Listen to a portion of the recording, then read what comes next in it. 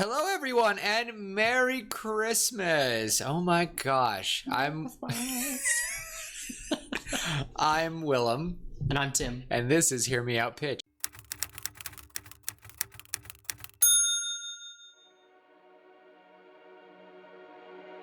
And I did it backwards, so no, I didn't. That's how I usually do it, right?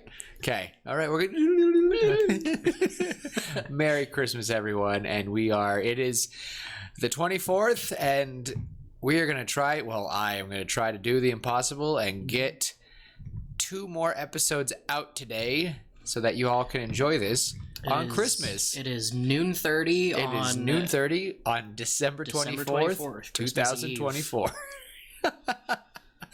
But yeah, Merry Christmas. This is just going to be probably a Christmas special episode. We did one last year, and that was actually the first time me and Tim we were just talking. Oh, no, they probably heard it. I'll put the clips in. But Hopefully. we took a nice little break last year from this, and it was when we ended our first season. So we've only done like 6 episodes of season 3, so this isn't the end. We're just gonna do a break for our 3rd season, which I don't know how we're doing arcs or anything, but I don't know if seasons is really the best way to put it. Year. We finished year 1. We're moving into year 2. We're finishing year 2. We're going into year 3. that's true. That's but it crazy to me. it is that Dude. next year will be that. Yeah, we're gonna finish. Dang. We're almost a year and a half. It's crazy. I'm not going to talk about Happy New Year yet because we possibly might. So I'm going to say nothing in hopes that we can get a end of the year video going, and then we'll record the next day. We'll record the next day for a New Year video. We'll make up. We're starting now. We're going to start. We'll see what happens. I will personally take the blame for that. But enough of that. Enough of being kind of negative. It is a Christmas time. And Indeed. Tim, for what you guys will see, you guys are going to have a Christmas story in the last episode, but Tim was talking about how he made another one, and I love Tim's story so much that I was like, you know what? No, if you have another one ready, you're going to read it for Christmas, and maybe I'll read the one from last year, but if you, nope, you know what? Nope, I just want to focus on Tim. So, Tim, what are you reading for us?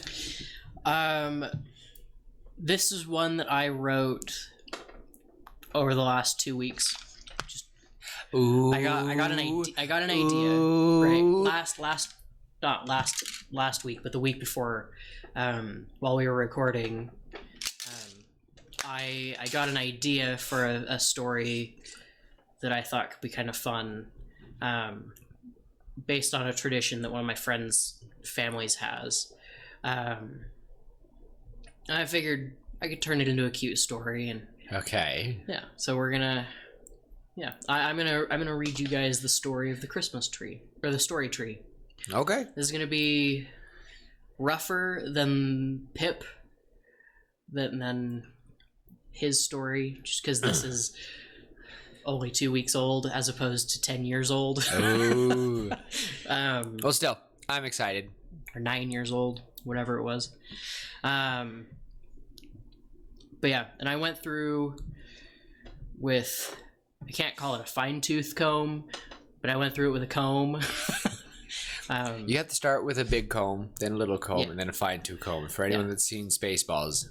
Or if any of you know how to sharpen a knife or an axe or anything with a whetstone, you start with the rougher grain and then you work your way down. Finer grain.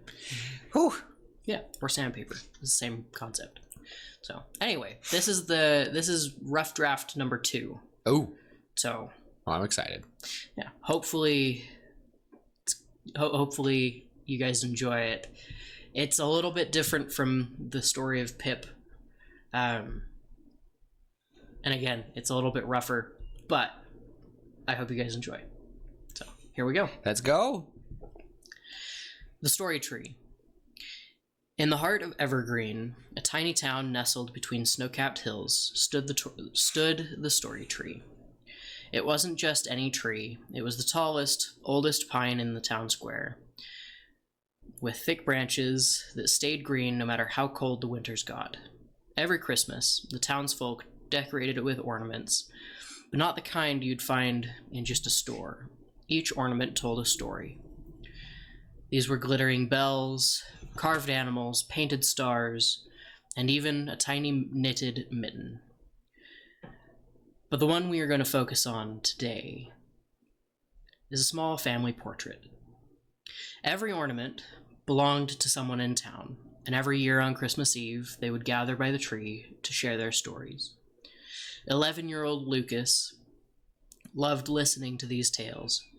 He would sit cross-legged in the snow, staring up at the glowing ornaments as people talked about bravery, kindness, love, and sometimes a little bit of mischief.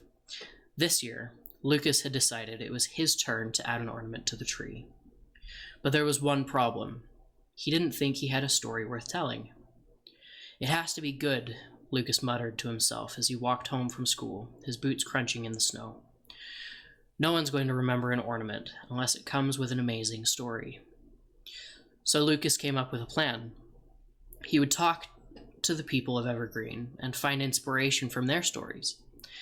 Maybe then he'd figure out what made a good story and what kind of ornament he could hang on the tree. The next morning, Lucas bundled up in his thickest coat and set out into town. First, he visited Mrs. Goldwyn at the bakery. Her ornament was a small glittering bread roll with golden sugar on top.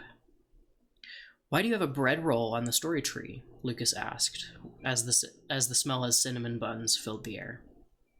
Mrs. Goldwyn smiled and handed him a warm cookie.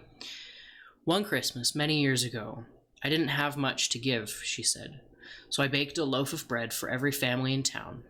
It wasn't a fancy gift, but it brought people together. Sometimes the simplest acts of kindness mean the most." Lucas nodded and tucked the story away in his mind. Next, he visited Mr. Clemens at the firehouse. Mr. Clemens' ornament was a shiny red bell that gleamed in the winter sun. "Why do you have a bell on the tree?" Lucas asked. "I rang that bell one Christmas Eve to warn the town about a terrible snowstorm," Mr. Clemens said. "Everyone gathered at the community hall to stay safe. That night, we sang carols and shared stories. It reminded us that even in the toughest times, we're stronger together." Lucas thanked Mr. Clemens and walked to the park, stuffing that story in the back of his mind. And he found Sophie hanging garlands. Her ornament was a simple wooden snowflake. "My dad carved this for me when I was little," Sophie said when Lucas asked about it. "That year, we didn't have money for gifts, so he made all our decorations by hand. This snowflake reminds me that love is the greatest gift of all." By the end of the day, Lucas had heard so many stories, each one beautiful in its own way.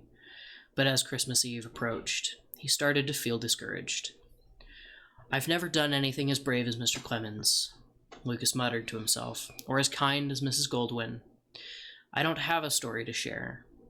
On Christmas Eve, Lucas sat alone in the square, holding a simple family portrait in his mittened hands. The tree sparkled with lights and colors, but his ornament felt dull in comparison. "Why so quiet, Lucas?" the mayor asked, sitting down beside him. "I wanted to hang an ornament on the story tree this year," Lucas admitted, "but I don't have a story that's good enough."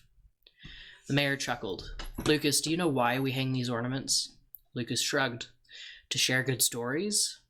"Exactly," the mayor said.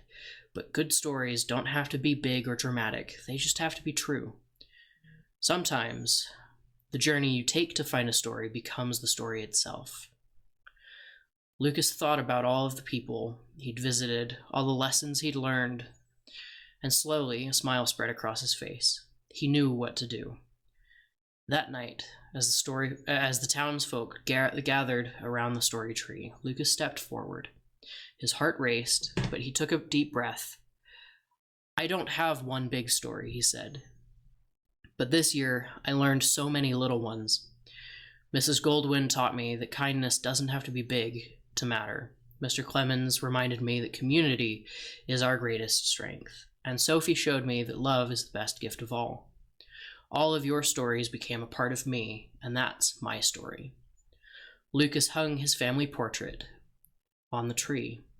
This family portrait had images of every member in town. It sparkled in the light, glowing softly, as if it held every story he'd gathered. The crowd clapped and cheered, and Lucas felt a warmth in his chest that had nothing to do with his coat. His story wasn't just his own anymore. It was part of the town, part of the story tree. That night, the story tree stood a little taller, its branches a little fuller, and a boy with a family portrait found that the best stories are the ones we share together. Oh, oh my goodness. That was so cute. And again, you just wrote that. I feel like I just muted my mic. No, I'm good. Okay. I just scared for a second. But that was so cute. And it gives off Christmas vibes. Every Christmas story I've read, and it just, that was wonderful. Hooray. Round of applause. I'll put a little like noise sound effect. I'll tell our editor to do that. Hey man, do that. I'm just kidding.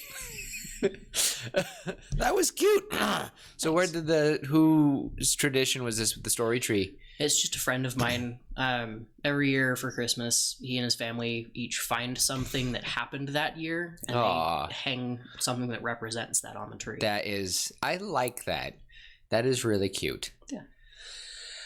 Oh, man. In fact, I think this year, right now, because he just got married a few months ago. Aww. Right now, his tree has, it's probably just a picture of the wedding. It might be a pair of rings. I don't know. Okay. But, man, that'd be nuts if they put like a little ultrasound. You'd be like, oh my gosh. That would be a cute way to announce that. That would be. Well, Tim, I want to ask now, what would your ornament be this year? And then we'll be done. That's a good question. Honestly, my ornament would probably be something that reminds me of my new job. Oh. It's been a blast. I love it. I am enjoying this job more than I've enjoyed my other jobs, I think. The only job that might beat this current one is maybe when I worked at a scout camp. But that's because I got paid to live like a homeless person and talk to kids about why it's important to have a fire. I'm going to show you how to start a fire and you take it out quickly. That's cute. That's really cute. That's a good tradition. What would yours be? Oh wow, you got me on the spot. Mm-hmm. Man, I don't want to be lame and be like, well, I got a new job too this year, but I did. Yeah, and it was crazy. But I think another one, this might be dumb. It might be. I honestly, people are like, what's an ornament? I think I would put the little Zoltar up. I've loved the D&D story, and some people would be like, oh my gosh, you'd make D&D your like Christmas theme. Like, it's just been something in the background, and it's been cool to I gotta say this, we play just about every week. Mm-hmm. It's been, on average, we're playing every week to every other week. I think we've played at least once a month, every week, or every month. For every weekend, we've done at least probably a good quarter to a third. Yeah. That's nuts. For 52 weeks in a year, and we've done about 10 plus. Yeah, that's pretty crazy. For a D&D campaign that is not scripted or anything, and it's just between friends, like we're not organized like Critical Role. We're just us. The fact that we're playing just about every week is kind of nuts. But I think just for the basis of storytelling and just how my year has been, I think and this, y'all are gonna, and it's funny, you all can be screaming nerd, but nerd, I deserve it. But I think this year we've put a lot of our personal influences into these characters, and I think that my character has been a big reflection of myself, and just a few of the big, and it was so silly. I forgot what really happened, but there was just a moment where the characters won the day for the day, and it was just a wonderful feeling, and I just needed a win, and it was just, it's so silly. The new job, the new adventures. So I would say, just to looking forward to new adventures and diversity, I would put Zoltar up. I would put my little character up, because I think that to me represents what this year was like. I like it. So, well, this is just a little Christmas episode. I don't have anything. If you all are ever interested in my Christmas story I read last year, go to our Christmas our Christmas episode last year. It's a good story. It is. And it's not, I did not write it. If anyone wants to look up a cute Christmas story to read, look up Trouble in the Inn. Fabulous. It is probably one of my favorite traditions. But I think with that, I'm pretty satisfied with my care today, and I have nothing else to say except Merry Christmas to everyone, and I hope you have a wonderful holiday season with your families. Mm-hmm. What about you, Tim? I just want to echo that. Merry Christmas to everybody. Happy New Year. Just in case. Just in case. I've enjoyed doing this. This is a lot of fun. Hopefully next year will be, I think 2025 will be, we'll talk more about it. Let's just hope for one more episode. We'll see how it goes. Yeah. But for now, as always, love each other, be kind, try to remember what Christmas is really about. And until next year, we'll see you later, pitches. Bye.